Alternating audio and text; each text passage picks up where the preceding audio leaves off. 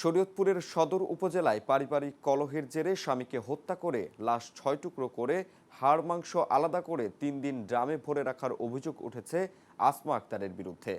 নিহতের মাংস ফ্রিজে রাখতে গিয়ে ধরা পড়েন তিনি। শুক্রবার রাতে আসমাকে আটক করে পুলিশ। আটকের পর স্বামী হত্যার কথা স্বীকার করেছেন অভিযুক্ত আসমা আক্তার। নিহত জিয়া সর্দার শরীয়তপুর সদর উপজেলার দক্ষিণ মাহমুদপুর এলাকার মালয়েশিয়া প্রবাসী। স্থানীয় সূত্রে জানা গেছে, জিয়া সর্দার মালয়েশিয়া থাকাকালে মোবাইল ফোনে পরিচয় হয় পিরোজপুর জেলার আসমা আক্তারের সঙ্গে। ৮ বছর আগে তাদের বিয়েও হয়। এটা ছিল দুজনের দ্বিতীয় বিয়ে। সম্প্রতি স্বামী স্ত্রীর মধ্যে কলহের সৃষ্টি হয়। এর জেরে গত ১২ মে রাতে কথা কাটাকাটি হয়। এক পর্যায়ে জিয়াকে মাথায় রড দিয়ে আঘাত করে হত্যা করেন আসমা। এরপর লাশ লুকিয়ে রাখতে ছুরির সাহায্যে দেহটি ৬ টুকরো করে হাড় মাংস আলাদা করে ড্রামে ও ফ্রিজে ভরে রাখেন ৩ দিন।